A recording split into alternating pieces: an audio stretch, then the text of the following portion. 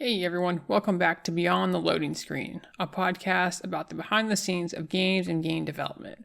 This is episode 9. My name is Aaron and I run Eventide Game Studios. In this episode, we're going to talk about what is video game design, give you some personal updates, games I've been playing, and a game dev update. So, what is video game design? First, why do I want to define it? I want to get better at game design so I could design my current game and future games. If I want to get better at game design, I need to understand exactly what I'm trying to get better at. But I don't know what game design really means. It's not well defined and everyone has their own opinions of it. So I started this quest with a curious mind and a question. What is video game design? In addition, I asked myself, if I didn't have the internet, how would I define it? I realized I was heavily dependent on the internet and other definitions and ideas of game design, and they guided my previous outlook. In a sense, I let the internet think for me, which is not a position you want to be in. If you would have asked me to describe it or talk about it, I wouldn't know where to start, and not sure if I could have a quality conversation about it. So not only did I want to find a definition of video game design, I wanted to find my own definition of video game design. So, what is video game design? Simply, it's the design of a video game. To answer what that means, though, we need to define what design is and what a video game is. When I say game, I'm going to refer to video games. For simplicity, this list leaves out edge cases like sports and board games. The first thing that struck me interesting about games was that it defines such a large amount of games. So for instance, Slay the Spire, Baba Is You, Call of Duty, and Dance Dance Revolution, we all define with the same word. And because of that, if you look at each of these games, they each have their own set of rules that are meant to be followed within them. And those rules really only exist within themselves, which I'm going to call a system. So that's how I came up with the first part of my definition, of that a game is a rule-based system. However, we both know that games are much more than just a system. I can interact with them with a press of a button or the move of an analog stick to do something. Using the game examples I said before about these interactions that could be done, it could be like you play a card, you move a character, you fire a gun, or you hit that dance note. When you do those things, you hear the interactions and the result of those interactions.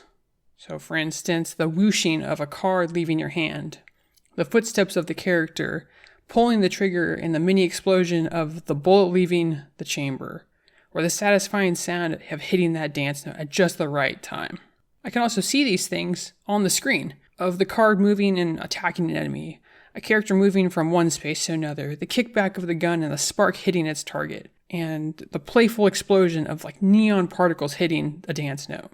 All of these elements drive an emotion and a feeling, like the joy of drawing a good card, the awe of finding the aha moment in a puzzle, the tension of being in a firefight, the satisfaction of moving seamlessly with the flow and beat of music. And putting that all together creates this unique experience that you have. So how I organize these into my definition of a game, for the emotional and feeling part, I put those into artistic, because art's core idea is to express ideas and emotions through a medium. At least that's the paraphrase definition I looked up. Then for the sights and the sounds, that gives us the audio-visual. The interactivity gives us the interactive part, and all of that combines into an experience. The rule-based system that we create is built with this experience in mind. So that gives us the second part and expands our current definition, that a game is a rule-based system built as an artistic, audio-visual, interactive experience. The final part I came up with about if a game needs to have an end. I thought about Destiny, World of Warcraft or WoW, and Townscaper. So let me talk about Destiny and WoW. These are MMOs at their core, so there's really always something to do. These things could be from the game itself, in the form of a quest, a raid, or even a DLC. Or it could be a personal goal to achieve, like getting the best armor, the best weapon, or something of that nature. However, what happens after you complete that though? Do you keep playing? If you stop playing when you have no goal or purpose, what is it?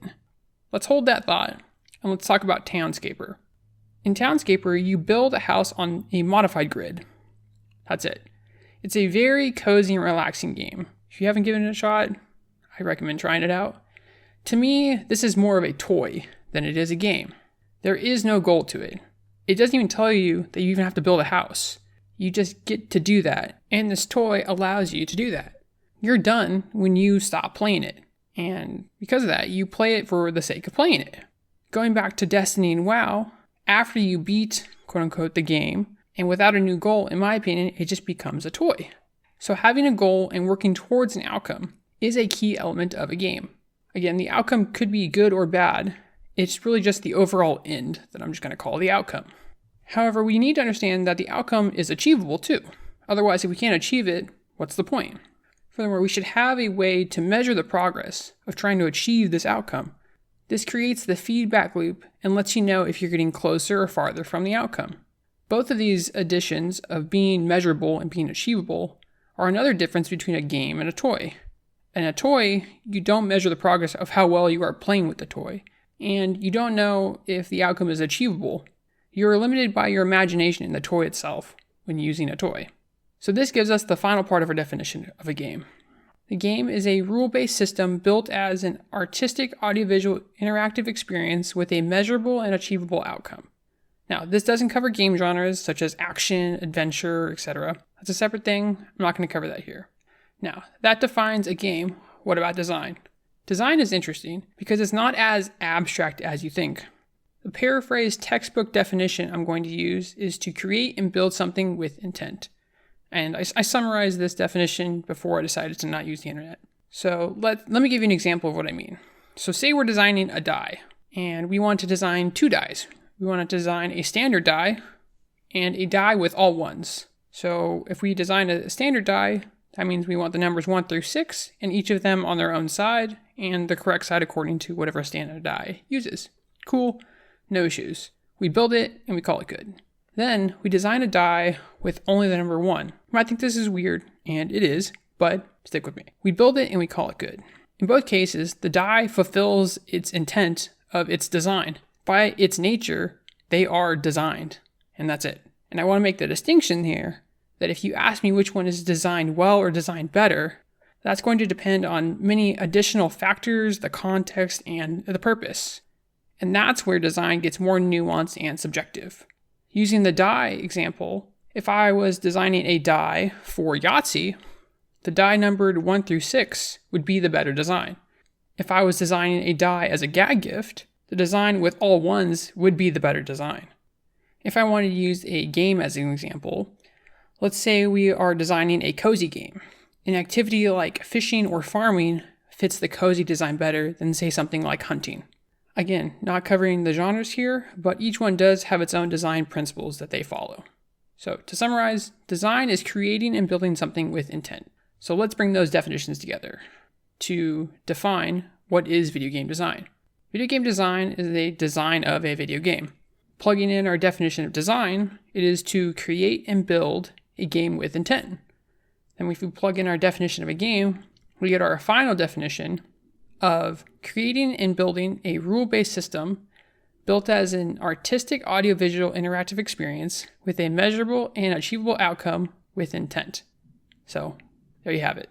Going through this process has definitely helped me a lot to organize my thoughts and to consider different edge cases and scenarios, as well as ask questions and answer why something is the way it is on my own terms and through my own perspective.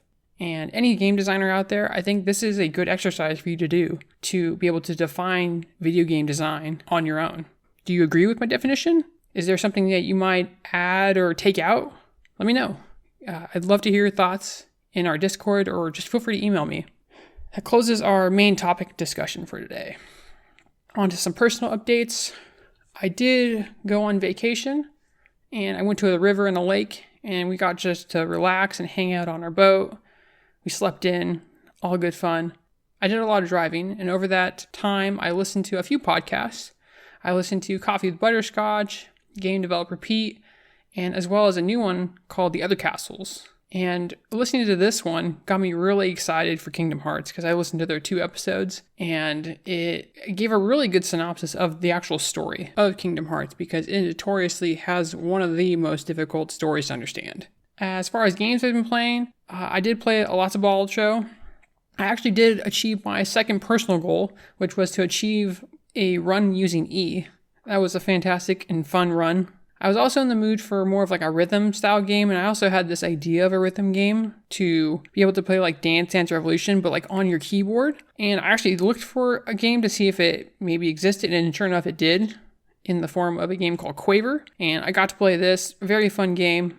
Then, because of listening to the other castles, it got me in the itch to do something with Kingdom Hearts. And so Kingdom Hearts had been on my wish list for some time now. So it just happened to have a discount when I was looking at it. So I decided to buy it, and I've been starting to play through it now. And it brings back so much nostalgia and just good feelings. And I'm just excited to kind of work through the worlds again in this story.